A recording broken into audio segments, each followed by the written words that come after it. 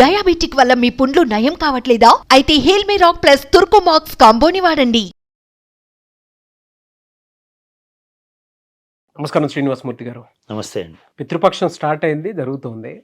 ఈ కొద్ది రోజులు గనక మనం చూసుకుంటే అండి, చెయ్యకూడనటువంటి పనులు ఏంటి అండ్ ఇది ఎన్ని డేస్ ఉంటుంది? శ్రీ మహాగణాధిపతయ నమః. ఇక్కడ మహాళయ పక్షాలంటే 30 సెప్టెంబరు నుంచి మొదలవుతున్నాయి.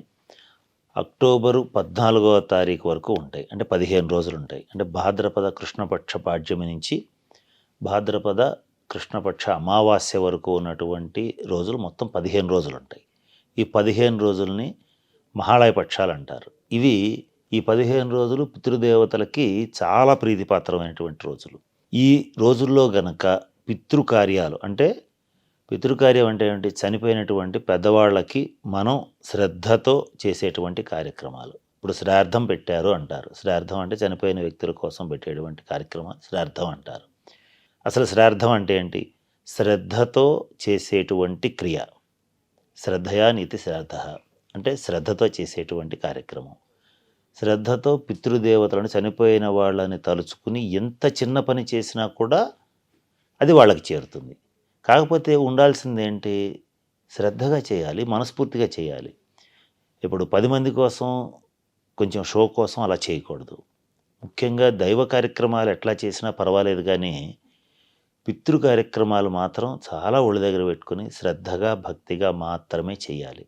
ఇది చాలా స్పష్టంగా అన్ని పురాణాల్లో మన మహర్షులు మనకి తెలియజేయటం జరుగుతుంది.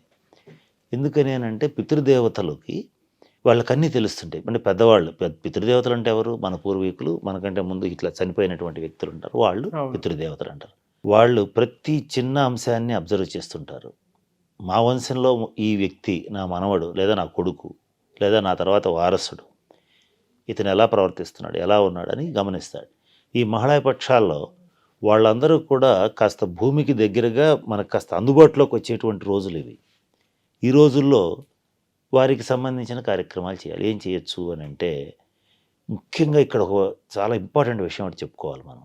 చాలామంది జ్యోతిష్ శాస్త్రవేత్తలు జాతకరీత్యా నీకు పితృదోషం ఉంది, దీనివల్లే నువ్వు ఈ బాధలు పడుతున్నావు, లేదా దీనివల్లే నీకు సంతానం కలగటం లేదు, లేదా దీనివల్లే కలిగినటువంటి సంతానం చనిపోతున్నారు, లేదా దీనివల్లే ఆటిజం అంటే బుద్ధిమాంద్యంతో పిల్లలు మానసిక అవకరాలతో జన్మిస్తున్నారు, ఇట్లా చెప్తూ ఉంటారు. అంటే పితృదోషాల వల్ల చాలా సమస్యలు ఉంటాయి. వాటిల్లో నేను చెప్పింది ఒకటే. ఇంకా కొన్ని సమస్యలు తీసుకుంటే ఎంత చేసినా ఎంత కష్టపడ్డా వాళ్ళకి కలిసి రాదని అంటే, అందరూ ఉద్యోగాలు చేస్తుంటారు, అందరూ సంపాదిస్తూనే ఉంటారు, కానీ డబ్బు మిగలదు. కాస్త మిగులుతుందనే వాళ్ళకి ఇంటిల్లపాది రోగగ్రస్తం అవుతారు. ఆ డబ్బులను తీసుకెళ్ళి హాస్పిటల్ బిల్స్ కట్టేస్తారు. ఇక మళ్ళీ మొదలుకు వస్తారు, మళ్ళీ అప్పులు చేస్తుంటారు, మళ్ళీ మొదలుకు వస్తుంటారు. ఇట్లా జీవితంలో ఎంత కష్టపడ్డా ఆర్థికంగా ఎదగలేకపోవటం కూడా పితృదేశానికి ఒక సూచన. రెండవది దీర్ఘమైనటువంటి అనారోగ్యాలు. అంటే కొన్ని రోగాలు వస్తాయి అనుకుందాం, అవి తగ్గవు, వాటికి మెడిసిన్స్ ఉండవు, ఉన్నా కూడా వేసుకున్న ఉపయోగం పెద్దగా ఉండదు. అది వాళ్ళు ఇంకెంతే మంచం మీద బెడ్డెడని అనమాట. అలాంటివి ఉన్నా కూడా ఆ ఇంట్లో వాళ్ళ జాతకరీత్యా పితృదోషం ఉండొచ్చు. అట్లాగే పితృదోషం ఉంటే ఆడపిల్లలకు కానీ మగపిల్లలకు కానీ పెళ్ళిళ్ళు కావు. ఓకే. ఇక్కడ పితృదేవతలు అంటే మన వంశ వృద్ధిని కోరతారు. పితృదేవతల పట్ల మనం అపచారం చేస్తే అదే పితృశాపంగా మారుతుంది. మారినప్పుడు ఏమవుతుంది? వంశవృద్ధిని వాళ్ళు చేయడానికి ఒప్పుకోనప్పుడు ఏమవుతుంది? సహజంగానే పెళ్లి కాని పిల్లలు ఎలా పుడతారు? కాబట్టి వంశవృద్ధి అనేటువంటిది జరగదు. ఇలాగా ఈ పితృశాపం అనేటువంటిది తగిలితే అనేక ఇబ్బందులు ఉంటూ ఉంటాయి. కొన్ని చోట్ల ఏమవుతుందంటే కొంత నెగిటివ్ ఎనర్జీ కూడా ఇంట్లో తిరుగుతూ ఉంటుంది. అది కూడా పితృదోషంలో ఒక భాగం. అనేక అంశాలు ఉంటాయి మనిషి జీవితంలో. వాటన్నింటినీ పోగొట్టుకోవాలి, పితృదోషాలు పితృశాపాలు పోగొట్టుకోవాలంటే ఈ 15 రోజులు చాలా ఇంపార్టెంట్. ఈ 15 రోజుల్లో కూడా 14 అక్టోబర్ వస్తున్నటువంటి అమావాస్య శనివారం నాడు వస్తుంది, మహాళయ అమావాస్య. అది చాలా శక్తివంతమైనటువంటి రోజు. ఆ రోజున కూడా కొన్ని ప్రత్యేకమైనటువంటి కార్యక్రమాలు ఉంటాయి. వాటి రీత్యా ఈ పితృదోషాన్ని పితృకర్మల్ని శుభ్రంగా మనం వాటి నుంచి తప్పించుకోవడానికి అవకాశం ఉంటుంది. ఎలా సార్? అంటే పరిహారాలు ఏ విధంగా ఉంటాయి? ఇక్కడ అసలు పితృదోషం ఎలా ఏర్పడుతుందంటే చనిపోయినటువంటి పెద్దలకి శ్రార్థాది కర్మలు అంటే తద్దినం పెట్టడం కానీ, వాళ్ళ అంత్యక్రియల్ని సక్రమంగా జరిపించకపోవటం కానీ, లేదా వాళ్ళ అంత్యక్రియలకి హాజరు కాకపోవటం, వాళ్ళు సంవత్సరం చనిపోయిన తర్వాత సంవత్సరం పాటు ఏటి సూతకం పాటించకపోవటం కూడా జరుగుతుందండి. ఎట్లాగంటే ఇప్పుడు ఒక వ్యక్తి ఇల్లు కట్టుకుంటున్నాడు అనుకోండి, దురదృష్టవశాత్తు వాళ్ళ నాన్నగారు చనిపోయారు. చనిపోయినప్పుడు ఏం చేస్తాడు, కర్మ గనక చేసేటట్లయితే ఇటు కొంచెం పైత్యం ముదిరిపోయింది, అంటే ఏది ఫస్ట్ ఏది లాస్ట్ అనేది తెలియడం లేదు. ఇక్కడ ఏమవుతుంది, ఇక్కడ తండ్రి గారికి కర్మ చేస్తే సంవత్సరం పాటు నువ్వు గృహప్రవేశం చేయడానికి వీల్లేదని పంతులు గారు చెప్పారని చెప్తున్నారు. ఇట్లా ఎట్లా పడితే అట్లా మాట్లాడుతున్నారు. చెప్పి వాళ్ళకి తండ్రికి కర్మ చేయకుండా తప్పించుకున్నప్పుడు అప్పుడు ఏర్పడేటువంటి పితృశాపం ఏదైతే ఉంటుందో కనీసం 3 తరాలు, మ్యాక్సిమం ఎన్ని తరాలు కొడుతుందో కూడా తెలియదు. అంత దూరం ఆ శాపం తగులుతుంది. ఎప్పుడైనా సరే దైవ కార్యక్రమాలనైనా వాయిదా వేయండి, ఏం తప్పులేదు. పితృ కార్యక్రమాలను మాత్రం వాయిదా వేయద్దు, లేదా అవహేళన చేయొద్దు, వాటిని మాత్రం చేయకుండా ఉండద్దు. ఏంటి ఇవి సశాస్త్రీయంగా తద్దినం శ్రార్థం జరిపించేటువంటి వాళ్ళకి ఇది. కొంతమందికి ఏంటంటే అంత తెలియదు, వాళ్ళు చిన్న కర్మ పెద్ద కర్మ అన్నీ చేసేసి కంప్లీట్ అయిపోయిన తర్వాత ఏదో వాళ్ళ ఆచారం ప్రకారం వాళ్ళు కంప్లీట్ చేస్తారు. కానీ కొన్ని సందర్భాల్లో వాళ్ళ దోషాలు కొన్ని మిగిలిపోతాయి, అంటే వాళ్ళ పై తరాల్లో చేసినవి కూడా ఉండొచ్చు. అప్పుడేం చేయాలంటే ఏ తిథి నాడైతే వాళ్ళ తండ్రి గారో తాతగారో చనిపోతారో ఆ తిథులు గుర్తుపెట్టుకుని, అంటే పాడ్యమి, విధియ, తదియ, సవితి ఇలా గుర్తుపెట్టుకొని ఏ తిథి నాడు చనిపోతే ఆ తిథి నాడు మీకు పెద్ద కార్యక్రమాలు రాకపోయినా పర్వాలేదు, ఆ ఒక్కరోజు బ్రాహ్మణుని పిలిచి స్వయంపాకం ఇచ్చి వారి పేరు మీద లేదా భోజనానికి ఏర్పాటు చేసి కార్యక్రమం చేసిన పితృదేవతలు శాంతిస్తారు. లేకపోతే ఆ రోజున అది చేస్తూ గోవుకి ఆహారం అందించిన పితృదేవతలు శాంతిస్తారు. ఇది ఇంకో పరిహారం. అట్లాగే సరే ఇవన్నీ చేస్తూ మీకు కుదిరినంత వరకు, అంటే మీ ఆర్థిక స్తోమత సహకరించినంత మేరకు అన్నదానం చేయండి. అన్నదానం చేసినా కూడా పితృదేవతలు అనేటువంటి వాళ్ళు శాంతిస్తారు. ఇట్లా ఇదే చేయాలని కాదు, ఎంత స్తోమత ఉంటే అంత, ఎంత చేయగలిగితే మ్యాక్సిమం చేయాలి. ఇప్పుడు ఒక 1000 మందికి అన్నదానం చేయగలిగిన శక్తి సామర్థ్యాలు ఉన్న వ్యక్తి ఆ రోజు అన్నదానం చేసేటప్పుడు 10 మందికే పెడతానంటే అంత కరెక్ట్ కాదు. నీకు 10 మందికి పెట్టే శక్తి ఉంటే 10 మందికి పెట్టు, అంతవరకే. అంత శక్తి ఉండి ఈ కాస్తే పెడతాను ఇది అనవసరం అనుకుంటే అవి ఎమ్మడబడుతుంటాయి. ఇటువంటి ఇళ్లలోనే ఆర్థికంగా ఉన్నా కూడా మందులకు నయంగాని వ్యాధులు, అలాగే సంతానపరమైనటువంటి చిక్కులు. ఒక మంచి కోటీశ్వరుడు ఉన్నాడండి, కాకపోతే ఆర్థికంగా కొంచెం డబ్బు ఖర్చు పెట్టడానికి ఇష్టపడని ఆ వ్యక్తి పితృ కార్యక్రమాలు చేయకుండా ఎగ్గొట్టాడు. సరే కొడుకు పుట్టాడు, ఆ కొడుకు పుట్టినటువంటి వ్యక్తి సమస్త వ్యసనాలకి అలవాటైపోయాడు. తాగుడు, పేకాట, డ్రగ్స్, జోదం ఇట్లా దిక్కుమాలిన వాటికి అలవాటైపోయి పూర్తి స్థాయిలో పతనం అయిపోయాడు. కారణం ఏంటి? ఇది పితృశాపం. ఇది ఒక ఇండికేషన్, అంటే వంశంలో డెవలప్మెంట్ ఉండదు. ఈ సమస్త వ్యసనాలకి లోటైనటువంటి ఈ కుర్రవాడు దేనికి పనికి వస్తాడు? అసలు ఇట్లా డ్రగ్స్ తీసుకుంటూనో లేకపోతే తాగుతూనో ఇలా ఉంటే ఎంతకాలం బ్రతుకుతాడు అసలు? మరి ఆ తర్వాత వంశం ఏమవుతుంది? వంశవృద్ధి అంటే పితృదేవతల అనుగ్రహం ఉండాలి. ఈ తండ్రి ఏం చేశాడు? కోటీశ్వరుడైన తండ్రి ఎందుకు చేయటం దండగా అని చెప్పి చేయనప్పుడు ఇటువంటివి మేము చూసాం లైవ్లో. ఇది ఇబ్బంది పెడుతూ ఉంటుంది. కనుక ఇలాంటివి ఏదన్నా జరిగి ఉంటే వాటిని సరి చేసుకోవడానికి ఈ టైం అనేది ది బెస్ట్.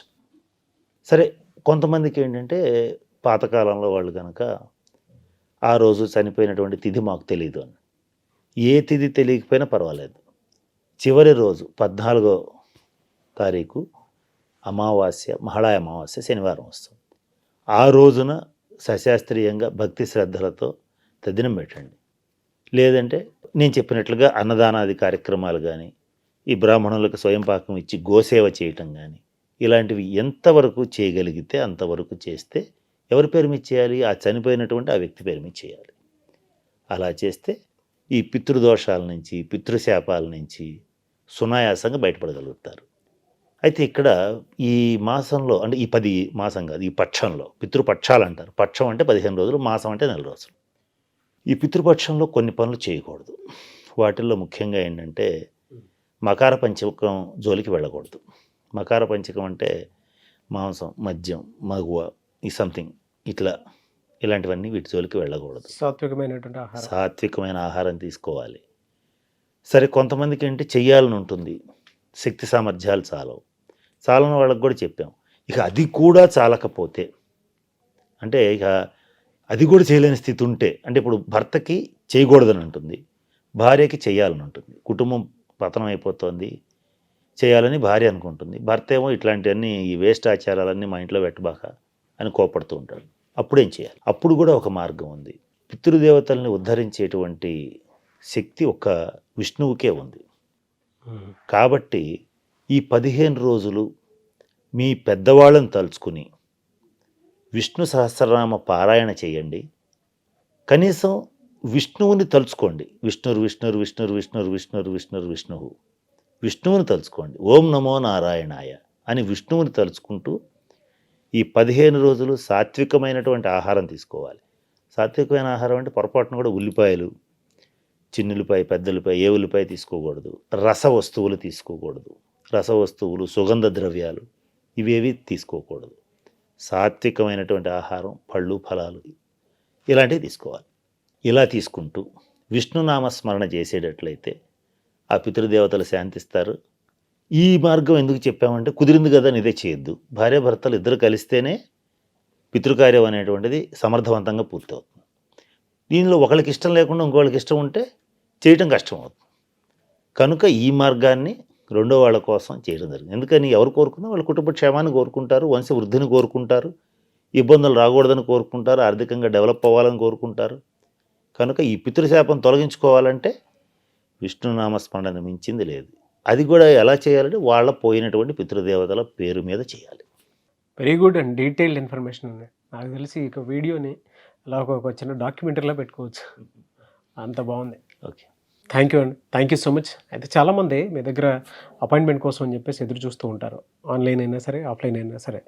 ఎందుకంటే ఆస్ట్రాలజీ ప్రకారం విద్య, ఉద్యోగం, వ్యాపారం, ఆర్థికం, దాంతోపాటు వివాహానికి సంబంధించినటువంటి విషయంలో కానివ్వండి, పిల్లల విషయంలో కానివ్వండి, అండ్ వ్యాపార అభివృద్ధి కోసం కానివ్వండి, వాస్తు ప్రకారం కానివ్వండి, ఏదైనా సరే ఆస్ట్రాలజీ ప్రకారం ఒక రెమెడీ తోటి వెళ్ళాలి అనుకునేటువంటి వాళ్ళు మిమ్మల్ని అప్రోచ్ అవ్వాలి అంటే ప్రాసెస్ ఏంటి? మీకు వీడియో కింద స్క్రోల్ అవుతున్న నెంబర్కి ఫోన్ చేయండి. ఇక్కడ ఫోన్ ద్వారా మీకు జాతక వివరాలన్నీ డీటెయిల్డ్గా తెలియజేయటం అన్నీ జరుగుతాయి అన్నమాట. డెఫినెట్గా అండి. Thank you sir, thank you so much Srinivasamurthy గారు. స్వస్తి. చూసారు కదండి వీడియో. ఈ వీడియోపై మీ అభిప్రాయాన్ని కమెంట్ బాక్స్లో పోస్ట్ చేయండి. ముఖ్యంగా మీరు కనుక శ్రీనివాసమూర్తి గారిది విద్య, ఉద్యోగం, వ్యాపారం, ఆర్థికం అండ్ దానితో పాటు వాస్తుపరమైనటువంటి ఏదైనా సమస్యలు ఉన్నా సరే ఆస్ట్రాలజికల్ రెమెడీ ప్రకారం మీరు వెళ్ళాలి అనుకుంటే స్క్రీన్ మీద మీకు కాంటాక్ట్ నెంబర్ కనిపిస్తుంది, దానికి మీరు call or message or WhatsApp చేసి అపాయింట్మెంట్ తీసుకోవచ్చు. అండ్ వివాహానికి సంబంధించినటువంటి ఏ చిన్న డౌట్స్ ఉన్నా కూడా, అంటే ముహూర్త బలం కానివ్వండి, వాటికి సంబంధించిందైనా సరే స్క్రీన్ మీద కనిపిస్తున్న నెంబర్కి కాల్ ఆర్ మెసేజ్ వాట్సాప్ చేసి అపాయింట్మెంట్ తీసుకోండి. ఈ వీడియో లైక్ చేయండి, షేర్ మాత్రం తప్పకుండా చేయండి. ఇలాంటి మరిన్ని వీడియోస్ కోసం మా ఛానల్ ఫాలో అవ్వండి. Thank you.